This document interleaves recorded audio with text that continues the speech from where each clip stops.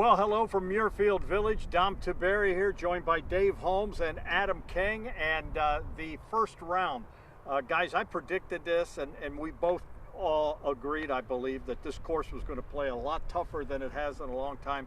It has been very dry coming into this. This course is like concrete.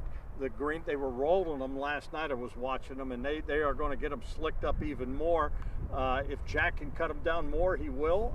It is a year to get even, but this golf course is hard, and it's only going to get hotter, steamier, and harder. Yeah, I mean, Jack is on record of saying he doesn't like when people shoot 64 out here. He doesn't like it, so I think he's happy with it. Right now, Davis Riley leading at 5 under par, round of 67.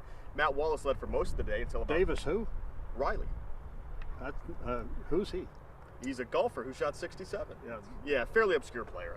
Yeah, I mean, he's not a guy who's won a major or anything like that. And then you have Matt Wallace, the Englishman, who shot 4 under 68. Rory McIlroy had it going. I mean, he was 3 under into 18 and then triple bogeyed. And even Matt Wallace after the round, Dom, he literally said, if I see Jack, I'm going to tell him we don't need to make it any harder. He said it's hard enough, especially the last 3 holes. Yeah, I heard him say that. All right. Jordan Spieth is in the hunt. He is 3 under, and Victor Hovland is where? Victor Hovland is 1 under. I just want to say we all know what? He's 1 under. One again? What? He's in good 4 shape. shots off the lead. He's in good shape. I do want to say Davis Riley. We all know went to college at Alabama. 26 years old. Birthday in December. That's all I got from ESPN.com. Yeah, he was hoping we were on a 2-shot right there while he was googling. You win some, you lose most. Yeah. But yeah, I mean, when you look at Jordan Spieth down the stretch, that's a name people love to follow. You see him bogey. You said he was bogey free the whole round. Bogey free to 18. Until 18. When you look at that, that's impressive on these conditions today. I mean, we saw guys bogeying left and right. You have to put it in the right spot when the greens are this firm. And you look at this tournament, you obviously cannot win this tournament on the first round. You can put yourself in place to lose it or not make the cut. But with that said, I'm a little bit surprised, Dave, of how you look at the leaderboard and not exactly a bunch of household names. Jordan Spieth is probably the biggest name on the board right now that is in striking distance. Yeah, you had Spieth and Rory were both 3 under going in, or 4 under and 3 under going into 18, and then they played that at bogey and triple, so that kind of took a little bit of the appeal out of the leaderboard. But that's kind of what this tournament's been. I mean, most Thursday leaderboards don't exactly look the way you want it. Jon Rahm hung around. Victor Hovland hung around, so I think there are some big-name players who are going to make a run. Scotty Scheffler disappointed me with a 2 over 74, top player in the world. That was disappointing. Xander Schauffele was in break 80 mode. Yeah. I mean, he was just trying to break 80 out here, and a player of his caliber struggling to break 80, Dom. I mean, it's firm and fast, and I don't think Jack's going to order up the sprinklers overnight. I think he loves it, and I think he looks at the forecast and says, firmer and faster, let's play ball. I don't think he wants to come out here and throw some water on it. Well, when I talked to Jack yesterday, he said, we're not going to see any 26 under this year or anything like that, and I don't think that's going to happen. You look at the local guys. All right, let's start with Jason Day. Here's a guy that he calls this his home course. He did admit when he was asked, they said, how many times do you play out there in a year? And he said, he said 4.5. 4.5. He plays 9 holes one time a a year. year. Yeah, I mean, all right, sure. But he is a 4 over 76. Average. Yeah. 4 over 76. He's got to probably, I don't know what the cut will be, but he'll have to make a move tomorrow. Well, I think that's the interesting thing, and we may have to kind of readjust our expectations because 4 over sounds terrible. I mean, if you said last year, hey, Jason Day's 4 over after 1, that's not good. But really, you're talking about 2 off the world number 1. You're talking about probably where the cut line bounces tomorrow between 4 and 3. So there's really, a good chance he's still here on the weekend if he can play well tomorrow. He's only 9 off the lead. I know that sounds crazy, but it's just Monday. When you look at the way this course is playing, I think everybody's got a shot. I think birdies are going to be hard to find. So if you're over par now, you're in trouble as this course gets harder and harder the next couple days. And it's actually Thursday. I was going to say, let's issue a correction. It's actually Thursday. But did I say Friday? No, you said Monday. But in a golf sense. Are you awake? It's a Monday. When Monday's the first day of your golf week, he thinks it's Monday. Yeah. So I think tomorrow being Friday.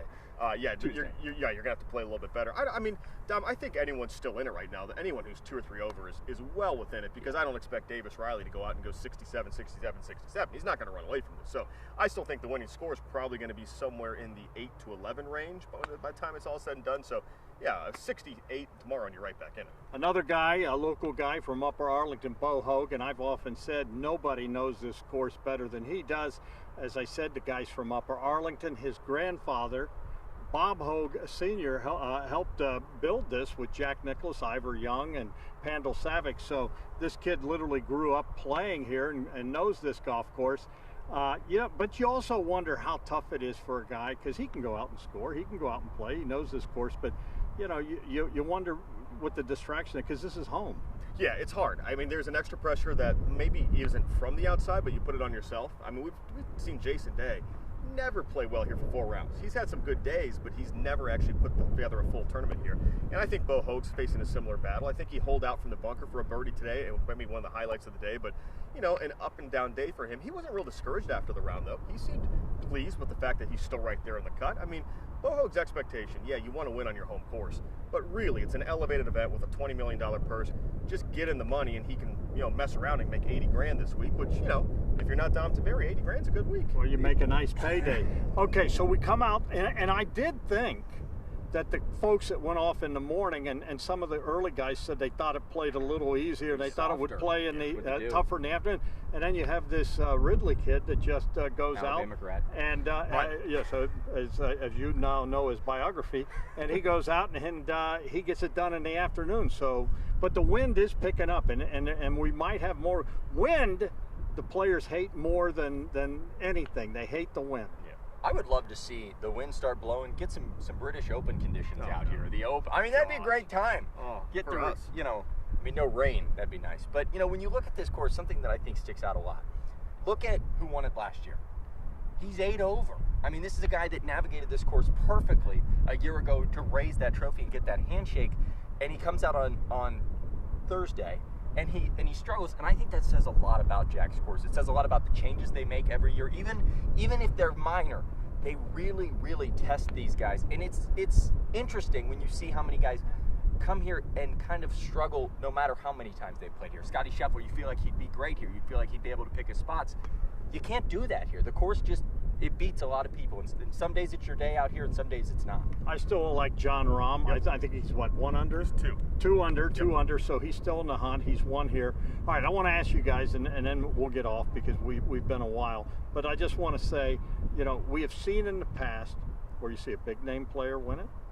We've also seen where, you know, guys that, you know, like a Davis Ridley, who will get his first win here and whatever, and then go on to greatness. Who's going to win this week? Is it going to be a household name, or are we going to see, you know, a David Lingworth type guy? Yeah, so if it's a household name, it is Rahm, because he didn't have his best game today and still hung around, and he's right there. So I would say Rahm is your big name if he wins it. I don't know, Dom. I think it might be one of these Englishmen. Matt Wallace played well. I think Danny Willett is a long shot guy who's been a good player for a long time. So yeah, I think there's still guys in the hunt. If I had to guess right now, I would say it's going to be off the radar more than a household name, but John Rahm is your household name if he's the guy. Who did you pick again? I said Scotty Scheffler, and he let me down with a 74. So I would pivot right now to Rahm by far after the opening round. All right, I picked Rahm. How do you see it? A household name? Or? Well, if I was going to pick a household name that's hanging around that's clearly your person, it's Victor Hovland. Yep. He's one under par, 4 off the lead now. I think he's very much still in this. I mean, everybody's still in this. We're just looking at a Thursday here. I will say, and Dave said his name, Danny Willett, and I'll say this. Danny Willett's played well here in the past, too. He just has never closed the deal. He has, and he played really well today. He did get the benefit of being in the morning, and I think that matters. And it's going to matter tomorrow, because this course is going to be tough to play come 2 o'clock tomorrow.